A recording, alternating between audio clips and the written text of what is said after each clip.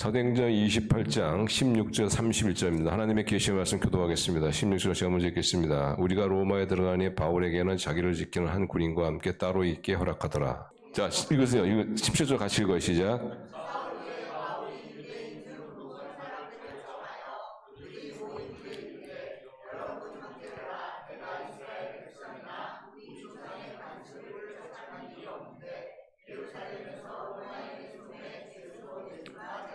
로마에는 나를 신문하여 죽일 제목이 없으므로 석방하려 하였으나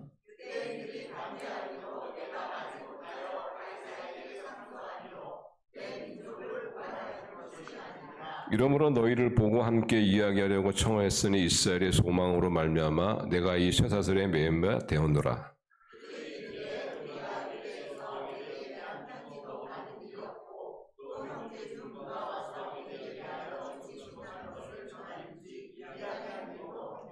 예, 우리가 너의 사상에 어떠한가 듣고자 하니 이 파에 대하여는 어디서든지 반대를 받는 줄 알기 때문이라 하더라.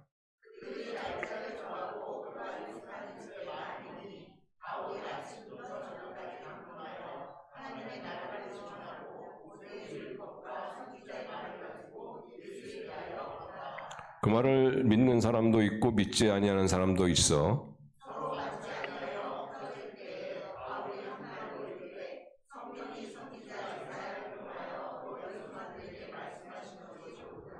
일러스되 이 백성에 가서 말하기를 너희가 듣기는 들어도 도무지 깨닫지 못하며 보기는 보아도 도무지 알지 못하는도다.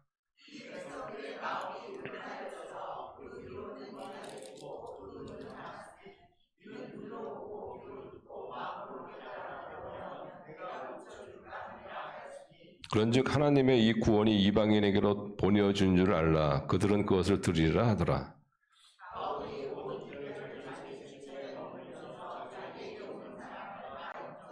같이 읽겠습니다. 하나님의 나라를 전파하며 주 예수 그리스도에 관한 모든 것을 담대하게 거침없이 가르치더라. 아멘.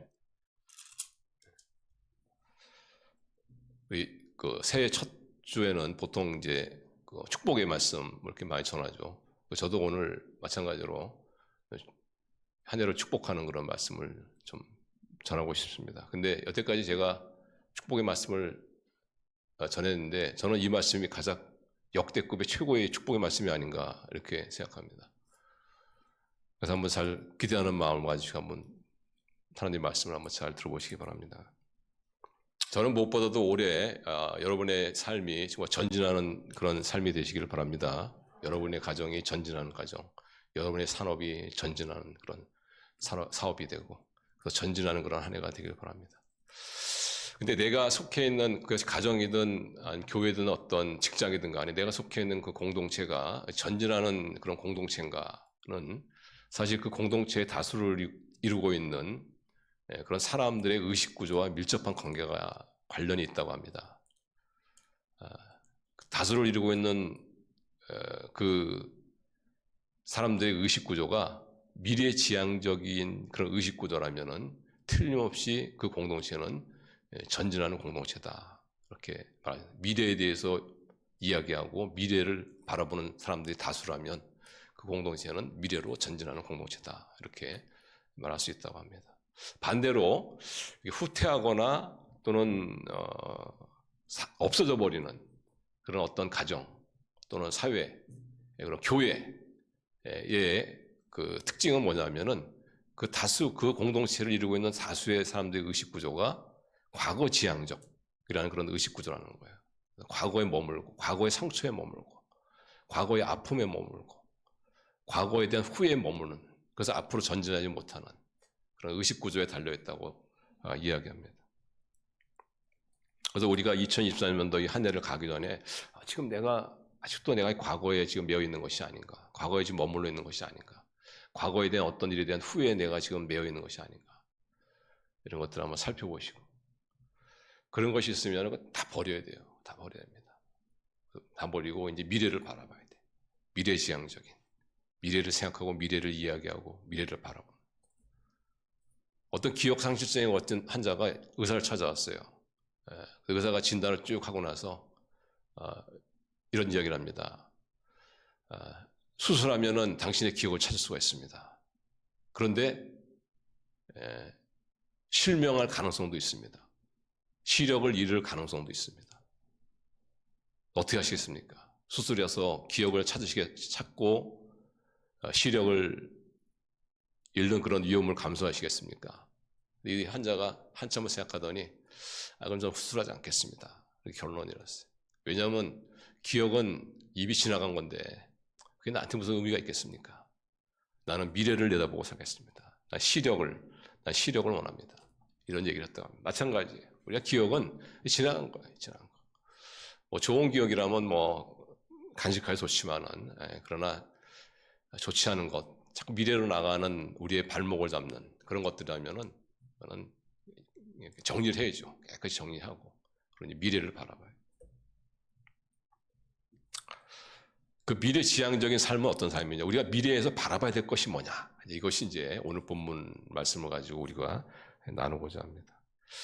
오늘 본문 말씀은 이제 사도행전의 마지막이죠. 마지막입니다. 사도행전은 예루살렘에서 시작된 복음이 어떻게 로마에까지 증거되어졌는가, 그리고 어떻게 그 복음이 전 세계를 엎었는가, 뒤집었는가 하는 그런 관련된 말씀이죠. 그래서 바울이 로마에 도착하면서 사실상 이 사도행전은 끝이 납니다. 사도행전.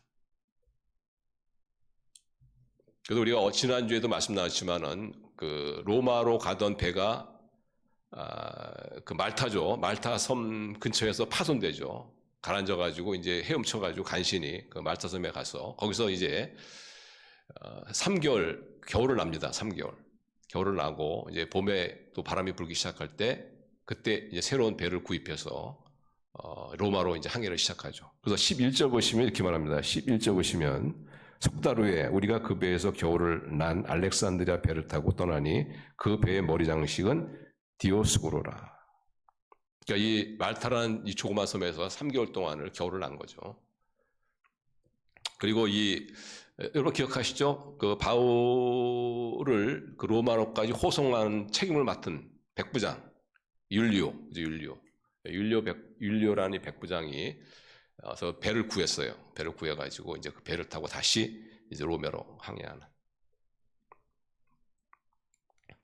오늘 일부 예배에도 제가 말씀드렸지만은 그 율리오라는 사람이 기억이 잘 안 나면은 그 율브리너 이렇게 생각합니다. 율브리너 이렇게 생각하시면 아마 제가 이걸 이름 외울 잘 안 해줘가지고 그때 한참 유행했던 율브리너가 생각이 나가지고 어쨌든 그 좋은 백부장의 다시 호송을 받으면서 이제 로마로 가는데 남은 로마로 가기까지는 아주 여정이 아주 순탄했어요.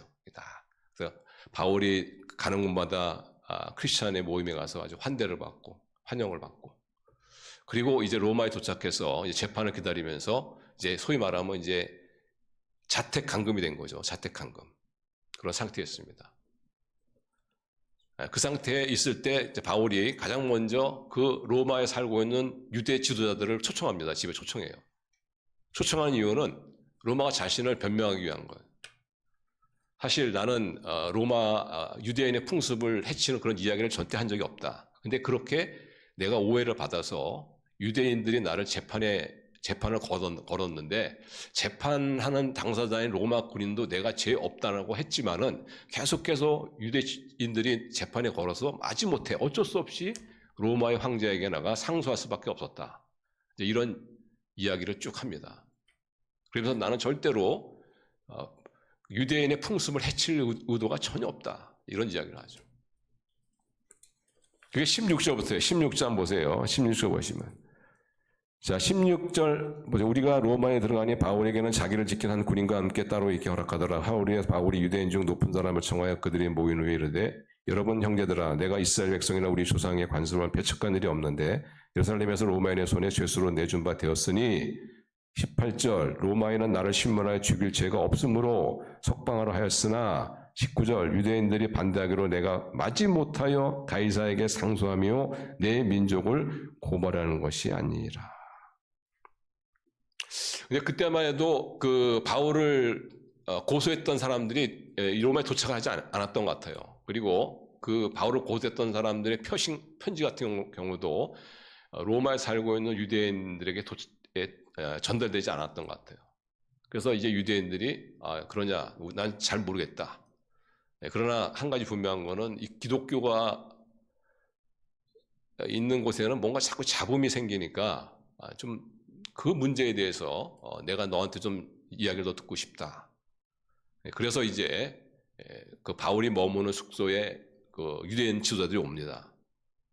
그리고 이제 거기서 이제 바울이 하나님 나라와 그 예수 그리스도를 증거하는 그런 일들이 일어나죠.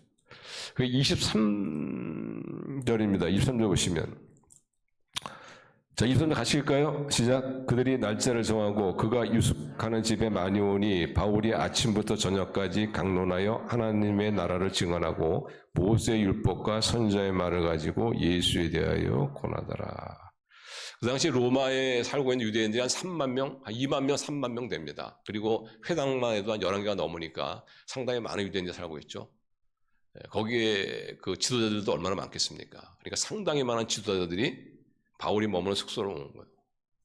와서 그들이 온 목적은 뭐냐면은 그 재판에 관련된 것들을 좀 자세히 알고 싶은 거예요. 알고 싶었는데 이제 바울은 뭐 그 얘기도 했겠지만은 하나님 나라와 예수 그리스도에 관한 것들을 이제 막 얘기하게 되는 거죠.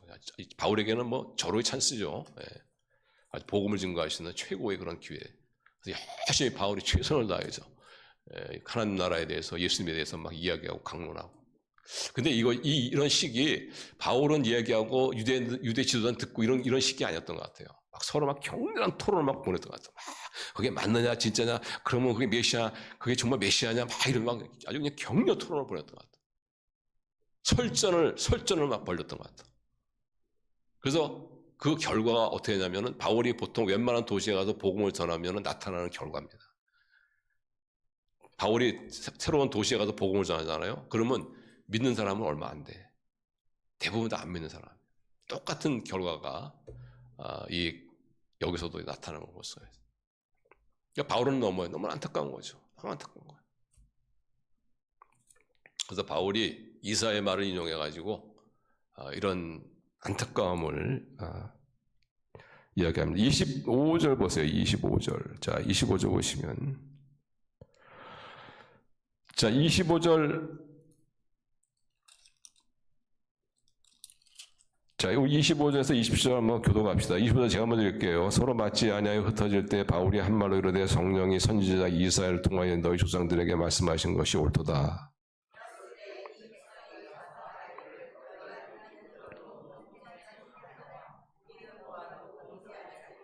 20절 같이 읽어요. 이 백성들의 마음이 우둔하여져서 그 귀로는 둔하여 듣고 그 눈으로 감았으니 이는 눈으로 보고 귀로 듣고 마음으로 깨달아 돌아오면 내가 고쳐줄까 함이라 하였으니. 이사야의 말씀을 인용한 거예요. 이사야의 말씀이 이 말씀은 뭐냐면은 사람이 안 믿기로 딱 마음을 정하잖아요. 그러면 무슨 소리 들려도 안 들린다는 거예요. 너무 답답하다는 거지. 그래서 700년 전에 이사야 시대 사람들이나 아니면 AD 서기 후 60년대 그 바울 시대 사람들이나 지금 24년도 시대 사람들 똑같아요. 딱 마음을 정하잖아요. 그 마음이 안 바뀌어. 유대인들은 뭐예요? 예수님을 안 믿기로 마음을 정한 거야. 아무리 이 사람들에게 하나님 나라를 전하고 예수를 전해도 안 들려.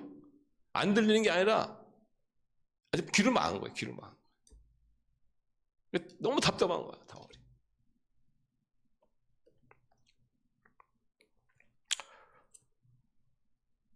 제가 이렇게 목회를 보면은 그런 경우도 저도 봅니다. 이렇게 보면 저분은 마음의 문을 닫았어. 그러니까 아무리 진리를 얘기해도 말씀을 얘기해도 그것을 진리로 받아들이지 않아요. 아무리 하나님의 역사를 체험해도요, 그걸 하나님의 역사로 받아들이지 않아. 뭔 말을 하고 무엇을 보아도 마음을 이미 닫았기 때문에.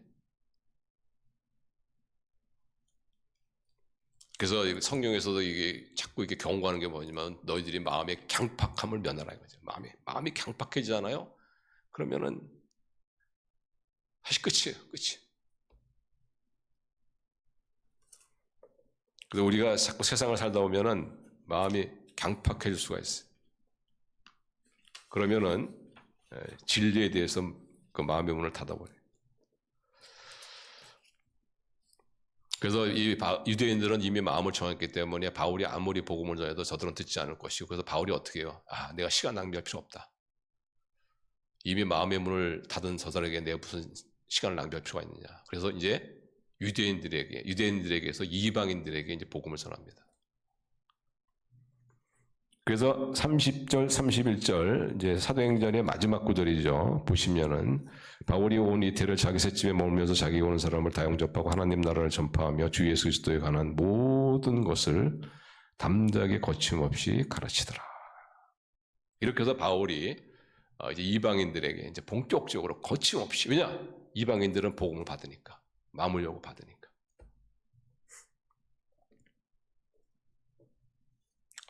그래서 이제 거침없이 이제 복음을 전하는 장면으로 사도행전이 끝납니다. 그래서 근데 사도행전이 끝나는 이 장면이 좀 뭔가 아쉬움이 있어요, 이렇게. 왜냐하면 적어도 사도행전을 끝내려면은 바울이 어쨌든 간에 그 로마 황제에게 상소해서 지금 재판받으려고 오지 않았습니까? 그러면 재판의 결과가 좀 이 사도행전에 좀 담겼어야 되는데 그런 것도 없어요. 기독교 역사에 보면은 바울은 가이사에 가서 재판을 받습니다. 근데 무죄를 받아요. 무죄를 선고받아요. 그래서 거기서 풀려나서 스페인에 가서 복음을 전하다가 네로 황제 때 다시 붙잡혀가지고 단도대에 목이 잘려서 순교하는 그런 기독교 역사가 있거든요. 근데 그런 이야기들이 사도행전에 전혀 없어. 그래서 뭔가 좀 이렇게 아쉬움이 있는, 뭔가 의도적으로 이 사도행전을 좀 뭔가 미완성으로 남겨놓은 그런 어떤 의도를 좀 읽을 수가 있습니다. 그래서 많은 학자들이 이것은 의도적으로 사도행전을 미완성으로 한 것이다. 근데 그 이유가 뭐냐면은 사도행전 안에 일어났던 모든 역사들, 모든 일들은 그 사도행전 시대만에 해당되는 것이 아니고 오고 오는 모든 세대도 되풀이되어지고 반복되어야 될 그런 일이기 때문에 그렇다. 그래서 미완성으로 만들었다. 저는 맞다고 생각해요. 맞다. 어떤 분들은 또는 어떤 학파, 어떤 신학교에서는 사도행전에 일어났던 일들은 사도시대 때 국한하는 경향이 있어요. 그러니까 성경이 완성되어지고 교회가 세워지면서 사도행전에 있었던 사건들은 다 거기서 끝났다. 그 대표적인 그 학교가 그 달라스 신학교라는 학교입니다. 달라스 신학. 그 학교를 우리는 세대주의자라고 하죠. 세대주의자. 근데 우리나라 신학이 세대주의자에 굉장히 영향을 많이 받았어요. 하나님의 기적은 성령이 완성되면서 끝났다. 근데 저는 그런 주장을 제가 뒷받침할 수 있는 성경 구절을 아무리 찾아도 찾을 수가 없더라고요. 오히려 히브리서 13장 8절 보시면 이런 말씀이 있습니다. 8절. 자, 8절 한번 같이 읽어요. 시작. 예수 그리스도는 어제나 오늘이나 영원토록 동일하시니라. Jesus Christ is the same yesterday and today and forever. 영원히 동일하시는 것이다. 그러면 사도시대 때 일어났던, 사도행전이 일어났던 시대는 그 시대에 국한되면 그럼 예수님은 거기서 끝났습니까? 그게 아니란 말이죠. 그래서 이 누가는 의도적으로 사도행전을 미완성으로 남겨놓으면서 사도행전 안에서 일어났던 이 모든 일들은 오고는 세대에 되풀이되어지고 반복되어진 일들이다. 그래서 우리가 이 2024년도 한 해 이 미래지향적인 삶, 그래서 우리가 추구해야 될 삶이 뭐냐? 바로 사도행전에서 일어났던 그런 일들이 우리 올해의 삶 가운데 되풀이되어지는, 일어나는 그런 미래지향적인 그런 삶이 올 한 해의 삶이 되시기를 주님의 이름으로 축원합니다. 당연히 이건 우리에게 돼야 돼요. 그 첫 번째 그 미래지향적인 삶이 어떤 삶이냐면은 따라하겠습니다. 성령님의 인도를 받는 삶을 살아야 한다. 네, 그렇습니다. 네, 우리는 성령님의 인도하심을 받는 삶을 살아야 된다. 사실 사도행전에 이렇게 나오는 주인공들을 보면은 전반부에는 베드로가 많이 나와요. 후반부에는 바울이 많이 나옵니다. 그래서 언뜻 보면은 베드로와 바울이 사도행전의 주인공 같다. 그런데 그렇지 않습니다. 베드로와 바울은 그냥 그 쓰임 받는 하나의 도구예요. 도구. 사도행전의 주인공이 누구냐? 성령이십니다. 성령. 성령 하나님. 그 어떤 학자 같은 경우에는 사도행전은 성령 행전이다 이렇게 말합니다. 참 일리가 있다는 말인 것 같아요. 그래서 우리가 이 사도행전에서 나타났던 이 놀라운 그런 삶, 역사들 이런 것들이 우리 삶 가운데 되풀이되어지는, 반복되어지는 그런 2023년도가 되려면은 우리는 무엇보다도 성령의 인도하심을 받는 삶을 살아야 한다. 성령이 주도하시는 삶을 살아야 한다. 그래서 여러분 올 한 해 우리 삶 속에서 정말 성령의 주도하심, 성령의 인도하심을 받는 그런 삶이 되시기를 바랍니다. 여러분들이 어떤 회의를 하거나 어떤 논의를 하거나 또는 무엇을 결정하거나 어떤 선택을 하거나 심지어는 어떤 일꾼을 이렇게 종업원으로 이렇게 고용하거나 이 모든 어떤 삶의 영역에 있어서 우리 성령님의 주도하심, 여러분이 주도하는 게 낫겠어요? 성령님이 주도해 주는 게 낫겠어요? 성령님이 주도하는 것이 100번 낫습니다. 성령님이 주도하심. 특별히 올해 여러분 어떤 새 일을 작년에 이루지 못한 일이라도 되죠. 일을 시작할 때 성령님의 주도하심, 성령님의 인도하심을 여러분 꼭 받으시길 바랍니다. 우리 사도행전에 보시면은 이제 특별히 성령님의 어떤 강한 이끄심, 주도하심의 역사를 보면은 어떤 새로운 일을 시작할 때 어떤 성령의 강한 주도하심을 우리가 이렇게 볼 수가 있습니다. 특별히 사도행전 13장이죠. 거기 보시면 안디옥 교회에서 최초로 선교사를 파송하는 그런 장면이 나오는데 이들이 선교사를 파송할 때 그 과정을 보면은 이들 교회가 모여가지고 우리 교회에서 최초로 한번 선교사 파송해 볼까? 그리고 머리를 맞대고 전략을 이러지 않았어요. 성령이 주도해서 정령이 주도한 거야. 이들은 다만 기도했어. 기도했더니 성령께서 주도한 거야 그것을. 그래서 사도행전 13장 2절 3절 보시면 이렇게 나오죠. 자, 우리 같이 읽습니다. 시작. 주를 섬겨 금식할 때에 성령이 이르시되 내가 불러 시키는 일을 위하여 바나바와 사울을 따로 세우라 하시니 이에 금식하며 기도하고 두 사람에게 안수하여 보내니라. 성령이 주도했단 말이에요. 성령이 주도해가지고 어떻게 해요? 안디옥 교회가 최초로 선교사를 파송하는 그런 정말 말하면 교회로서는 명예의 전당에 올라가는 놀라운 일을 한 것이죠. 사도행전 16장도 마찬가지입니다. 사도행전 16장 보면 바울과 그의 일행이 아시아에서 복음을 전하려고 막 이렇게 애를 써요. 근데 자꾸 길이 막혀. 길이 막혔다는 것보다는 누가 자꾸 길을 막는 것 같아. 그러다가 어느 날 사도 바울이 환상을 보는 거예요. 환상을. 근데 거기 환상에서 그 유럽의 마게도냐인이 나타나죠. 나타나서는 와서 우리를 도와달라. 이런 이 환상을 보고서 드디어 바울이 에게를 건너서 최초로 유럽을 복음에 전하는 그런 일이 일어나지 않습니까? 그러니까 바울이 최초로 바울의 손에 의해서 복음이 들려져서 유럽으로 넘어간 것이 누구에 의한 것이냐? 성령님의 주도하심이란 말이에요. 성령님의 인도하심이란. 자, 16장 6절 한번 6절에서 9절 한번 보세요. 16장 6절 보시면 성령이 아시아에서 말씀을 전하지 못하게 하시거늘 그들이 부르기아와 갈라디아 땅으로 다녀가 무시아 앞에 이르러 비두기아로 가고자 애쓰되 예수 영이 허락하지 아니하신 자라. 18절 9절 같이 읽어요. 시작. 무시아를 지나 드로아를 내려갔는데 밤에 환상이 바울에게 보이니 마게도냐 사람 하나가 서서 그에게 청하여 이르되 마게도냐로 건너와서 우리를 도우라 하거나. 그래서 이 대목을 묵상한 토인비가 감탄하지 않습니까? 그러면서 이런 말 하잖아요. 유럽의 운명이 바울의 손에 있었다. 얼마나 멋있습니까? 그렇죠? 맞는 말이죠. 예. 유럽은 사실 기독교의 복음을 빼면 남는 게 아무것도 없어요. 사실. 이런 것처럼 어떤 새로운 일을 시작할 때 우리 성령님이 주도하시고 인도하는. 그래서 올해 우리 성도님들의 삶에 어떤 새로운 것들을 시작할 때 우리 성령님의 인도하심을 받고 성령의 주도하심을 우리 받으시는 그런 한 해가 되시기를 바랍니다. 근데 우리가 그러면 성령님의 인도하심, 성령님의 주도하심을 받으려면 어떻게 되느냐? 그럼 가장 기본적인 것이 뭐냐면은 예수 그리스도가 나의 주인이시다. 라는 이 확신이 있어야 돼. 예수 그리스도가 나의 인생의 주인이고 내 가정의 주인이고 우리 교회의 주인이고 우리 직장의 보스시고 이 확신이 있어야 돼. 사실 교회의 주인은 예수님이라는 건 어느 정도 아시는 것 같아요. 근데 가정의 주인도 예수님이십니다. 가정의 주인도. 아니, 나라는 존재의 주인도 예수님이세요.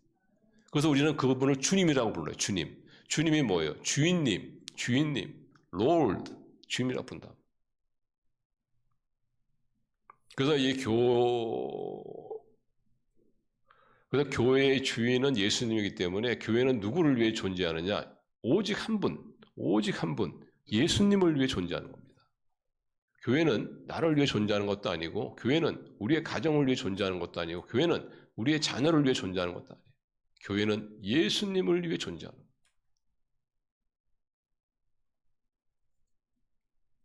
예수님의 뜻과 예수님의 소원을 이루기 위해서 예수님의 교회를 세우신 거예요. 그래서 우리가 교회에 봉사하고 교회를 위해서 사역하는 것도 뭐 남에게 보이려고 하는 것도 아니고 또 다른 교회에서 하니까 우리도 교회도 해야 되겠다 하는 것에서 하는 것도 아니고 뭔가 보람을 누리기 위해서 하는 것도 아닙니다. 나의 어떤 보람을 위해서 하는 것도 아니에요.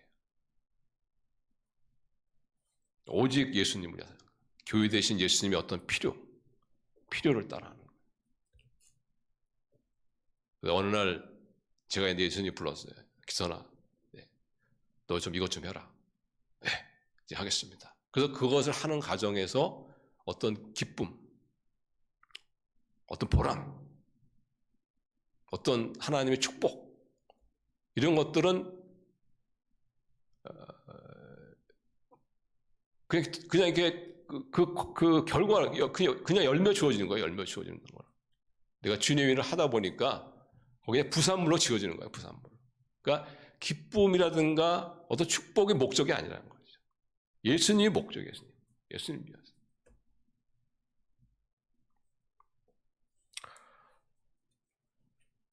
그래서 우리는 하나님의 뜻을 100% 할 수 있는 영적 있는 사람은 아무도 없어요. 그렇기 때문에 우리는 성령님의 인도하심, 성령의 주도하심이 필요합니다. 근데 성령님의 주도하심은 우리가 예수 그리스도가 내 인생의 주인이다. 내 인생의 주인만 나의 가정과 나의 자녀, 우리 민족의 주인이시다. 라는 확신 속에서. 그래서 그님의 그 필요를 채우기 위한 그러한 일에 어떻게 해요? 우리 성령님께서 주도적으로 간섭하시고 역사하시고 하나님의 뜻을 이루어 가시는 거기에 그런 과정에서 하나님이 주시는 기쁨과 보람과 복되고 풍성한 삶을 우리 누리시는 그런 보상으로 누리시는 그런 저와 여러분이 될 수 있기를 바랍니다.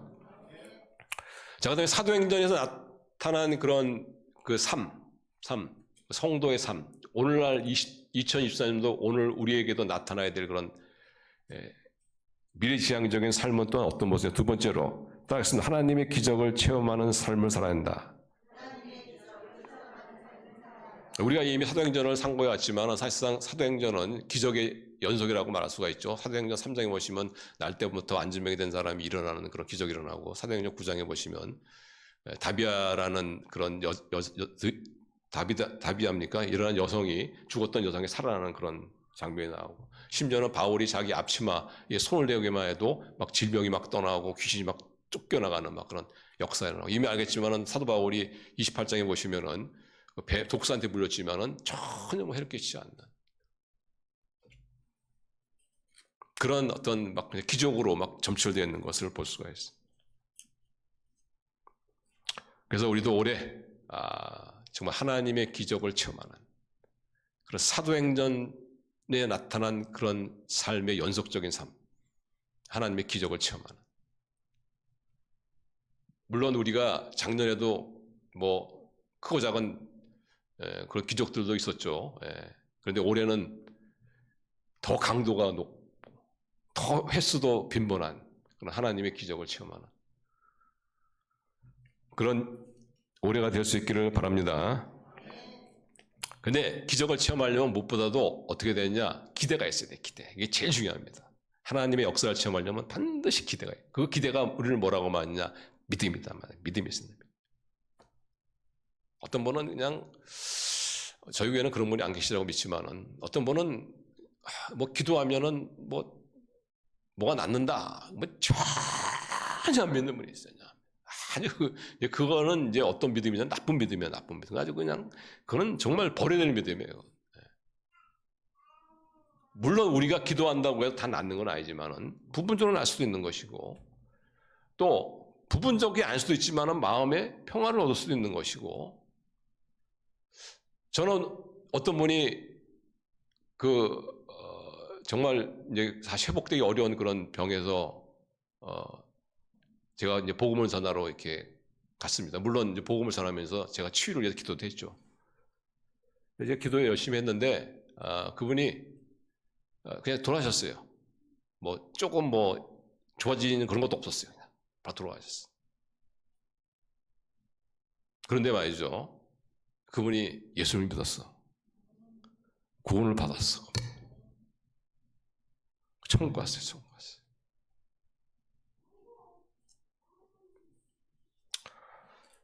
그래서 여러분 우리가 정말 하나님의 기적을 체험하려면 기대가 있어야 돼. 기대. 반드시 하나님의 이 어떤 역사가 있다. 하나님께서 다 고쳐주실지 부분적으로 고쳐주실지 마음의 평안으로 용기를 주실지 아니면은 뭐 민간 요법으로 고쳐주실지 의사를 통해서 고쳐주실지 그거는 어떤 하나님한테 알아서 언제 고쳐주시건 하나님께 맡기고 우리가 가지고 있는 것은 뭐냐면 기대가 있어야 돼. 하나님께서 어쨌든 역사하실 것이다. 예수님께서 가버나움에서 막 그 기적을 행하시잖아요. 그러다가 갑자기 발걸음을 나사렛 그 고향으로 돌리지 않습니까? 근데 나사렛 가신 이유가 뭐냐면은 가버나움에서 행했던 그 기적을 고향 사람들에게도 좀 나눠주고 싶은 거예요. 그래서 그 고향에 갔는데 예수님이 기적을 행할 수가 없었더라. 왜 행할 수가 없었느냐? 믿음이 없었어요. 믿음. 그래서 예수님도 이상하게 생각했잖아요. 이 사람들은 왜 이렇게 안 믿지? 자, 마가복음 6장 5절 6절 보세요. 마가복음 6장 5절 6절. 자, 같이 읽어요. 시작. 거기서는 아무 권능도 행하실 수 없어 다만 소수의 병자에게 안수하여 고치실 뿐이었고 그들이 믿지 않음을 이상히 여기셨더라. 이에 모든 촌에 두루다니시며 가라. 근데 왜 그들이 믿지 않았느냐? 왜 그들에게 그 능력을 기적을 행하지 못하셨느냐 하면은 그들이 기대가 없기 때문에. 3절 보시면 마가복음 6장 3절 보세요. 거기 보시면 이 사람은 마리아의 아들 목수가 아니냐. 마리아의 아들. 제가 잘 안 보여가요. 한번 읽어보세요. 시작. 이 사람은 마리아의 아들 목수가 아니냐. 야고보와 요셉과 유다와 시몬 형제가 아니냐. 그 누이들이 우리와 함께 여기 있지 않냐냐 하고 예수를 배척하니라. 제가 다 보여 사실. 보이는데 여러분 읽으시라고 제가. 왜냐하면 예배는 하나님을 예배하는 줄로 믿습니다. 예배는 단순히 와서 그냥 말씀 듣고 그냥 교훈받고 그런 게 아니에요. 하나님께 내 마음을 드리는 거야. 하나님을 만나고 싶은 거야. 뭔가 하나님의 음성을 듣고 싶은 거야. 뭔가 하나님의 역사를 체험하고 싶은 거야. 뭔가 하나님의 임재를 느끼고 싶은 거야. 그래서 우리가 여기 모인 거예요. 하나님을 만나는 이런 위대한 현장에 여러분 어떻게 잠잠할 수 있을 수가 있어요? 어떻게 우리가 흥분하지 않을 수가 있어요? 어떻게 우리의 텐션이 올라가지 않을 수가 있어요? 그래서 우리 햇불교회 예배가 저는 참 점점 예배다운 예배가 되는 것 같아서 얼마나 좋은지 모릅니다. 텐션을 쫙 올리자는 것을 때. 왜냐? 이 마음에 어떤 벅찬 기대가 있거든요. 하나님의 기대가 있거든요. 기대. 오늘 내가 이런 문제가 있는데 하나님께서 어떻게 이 문제를 다뤄주실까? 전능하신 하나님. 기대가 있잖아요. 그게 정말 하나님을 예배하는.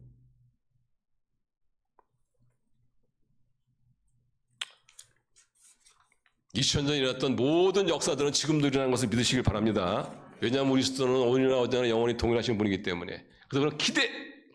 오늘 나에게 2024년도 오늘 나에게도 이 하나님의 역사가 일어난다는 기대. 이 기대를 가진 자들은 하나님이 기적을 베풀어 주십니다. 그래서 올해 하나님의 기적을 체험하는 그런 미래지향적인 복된 삶을 사시기를 바랍니다. 마지막 세 번째로 이 초대교회의 사도행전에 일어났던 일들, 지금도 반복해서 올해 안에 우리 삶 가운데 일어나는 일들이 세 번째가 뭐냐? 따라하겠습니다. 예수 그리스도의 복음을 전파하는 삶을 살아야 한다. 사실상 사도행전에서 가장 중요한 주제가 복음 전파예요. 복음 전파입니다.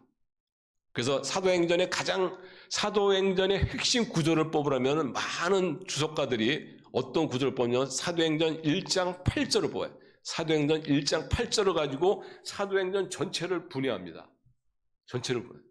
전체의 구조를 갖다 본단 말이에요. 보시면 오직 성령이 너에게 임하시면 너희가 권능을 받고 예루살렘과 온 유대와 사마리아와 땅끝까지 이르러 내 증인이 되리라 하시리라. 어떻게 예루살렘이 시작된 복음이 로마, 스페인, 땅끝까지 복음이 증거되어졌는가? 그래서 사도행전의 핵심 주제는 뭐냐? 복음 전파예요. 복음 전파. 가장 중요한 게 뭐냐? 복음 전파. 마찬가지로 오늘 우리의 크리스천의 삶에 2023년 삶에서 가장 중요한 것이 뭐냐? 복음 전파입니다. 복음 전파. 왜 성령이 우리의 삶을 주도하시고 인도하시고 왜 하나님께서 하나님의 기적을 베풀어 주시냐? 그 목적은 복음 전파. 여러분 사도행전을 읽어보셔서 우리가 아시겠지만은 하나님의 기적이 나타나는 것에 항상 연계되어 있는 것이 뭐냐? 복음 전파예요. 사람들이 믿질 않으니까 하나님이 능력을 나타내셔서 기적을 나타내셔서 나는 살아있다. 예수 그리스도가 유일한 구원자다. 이렇게 보여주지 않단 말이죠. 어떤 표적을 보여주잖아요. 표적을. 왜 성령께서 주도하시고 성령께서 이끌어주시는 모든 것에 연관되어 있는 것이 뭐냐? 복음 전파예요. 복음. 하루는 빌립을 이끌었어요. 이끌어가지고 어디로 갔어요? 광야로.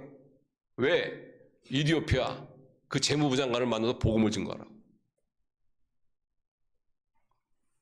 그래서 우리가 성령님의 강하신 이끄심, 하나님의 강력한 기적을 체험하려면 복음 전파에 초점을 맞춰요. 이 성령의 인도하심과 하나님의 기적과 이 복음 전파는 상호 교환적인 그런 관계에 있습니다. 그래서 우리가 열심히 복음을 전파하면은 성령의 인도하심의 역사가 더 강하게 나타나요. 그리고 하나님의 능력이 더 강하게 나타납니다. 그래서 그 성령의 강한 역사를 보면서 하나님의 강력한 기적을 보면서 더 복음에 대한 확신을 가지고 더 강력하게 복음을 증거하게 돼. 그런데 반대로 복음을 증거하지 않으면은 성령의 인도하심이 점점 식어요. 하나님의 기적이 점점점 줄어듭니다. 그러니까 이게 무서운 관계예요. 무서운 관계. 근데 그래서 우리가 무엇보다도 초점을 어디 맞추냐? 복음 전파에 맞냐? 복음 전파. 복음 전파는 꼭 교회만이 맞추는 것이 아니에요. 내 삶에서도 나의 삶의 초점을 복음 전파에 맞춰야 되는 거예요. 그리고 우리 가정의 삶의 초점도 복음 전파입니다. 그것을 위해서 성령님이 우리의 삶을 인도해 주시고 하나님께서 필요하면 기적을 베풀어 주신다는 것을 우리가 꼭 기억해야 돼요. 그래서 우리 교회도 자꾸 돌아봐야 돼. 우리가. 왜냐하면 이 포인트가 빗나갈 수가 있어요. 포인트가. 우리 교회가 정말 복음 전파, 영혼 구원 복음 전파 여기에 초점을 맞추고 있는가. 그렇다면은 어느 정도는 안심해야 돼요. 성령이 떠나고 하나님의 기적이 떠나는 그런 일은 없어요. 근데 우리가 이 초점을 잃어버리면은 성령님도 떠납니다. 하나님의 기적도 떠나요. 그래서 올해는 우리 교회가 더 우리 복음 전파의 증인으로 사는데 초점을 맞춰서 성령이 더 강력하게 역사하시고 하나님의 초자연적인 역사가 더 강력하게 일어나는 그런 한 해가 될 수 있기를 바랍니다. 우리 목장에서도 마찬가지고 목장도 항상 이렇게 복음 전파 초점을 맞추고 우리 목장 같은 경우에도 우리 그 목장원 가운데서 한두 명이라도 이 복음에 열정이 있는 분이 있으면 그 목장이 확 살아나거든요.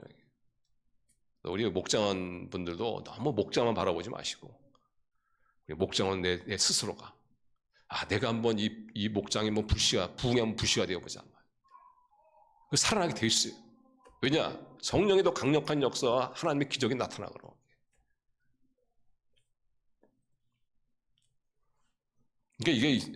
그러니까 성령의 인도하심과 하나님의 기적과 복음 전파는 상호 교환적이라는 걸 꼭 기억해야 돼요. 이게 더 뜨거워지냐, 더 차가워지냐.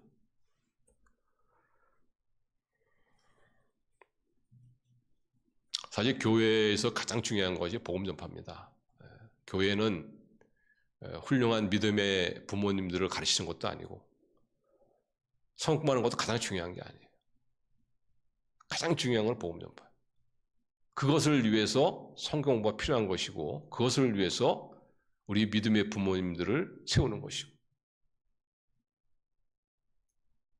그래서 저도 우리 햇불교회가 또는 우리 햇불교회 속한 모든 성도의 가정이 정말 복음 전파에 초점을 맞춘다면 그 어떤 때보다도 강력한 성령의 인도하심 그리고 하나님의 놀라운 기적을 정말 놀랍게 체험하는 그런 한 해가 될 줄로 믿습니다.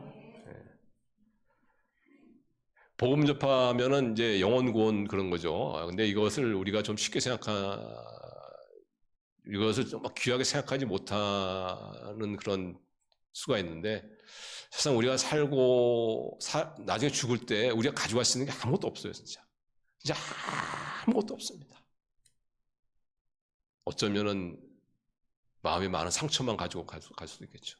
근데 우리가 영원히 남는 게 있어요. 그게 뭐냐? 영혼 구원이에요. 그건 영원한 거예요.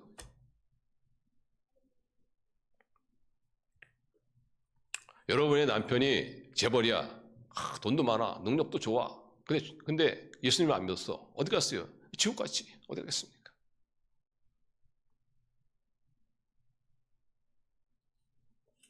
그렇기 때문에 우리 영혼 구원 이거는 포기할 수 없어요. 절대 포기해서도 안 돼. 가볍게 생각해서도 안 돼. 그래서 올 한 해 우리 성도님들 여러분의 올 2003년도 안에 여러분의 가정과 여러분의 삶 안에 사도행전에 일어났던 그런 놀라운 일들이 여러분의 올 한 해 삶 가운데 일어나기를 주님의 이름으로 축원합니다. 복음 전파에 초점을 맞추시고 성령님의 강력한 주도하심과 인도하심 그리고 하나님의 그 초자연적인 기적 그 속에서 정말 우리 풍성한 올 한 해 하나님이 주도하시는 그런 삼위일체 하나님과 함께하는 그런 복된 한 해가 되시기를 주님의 이름으로 축원합니다. 기도하시겠습니다.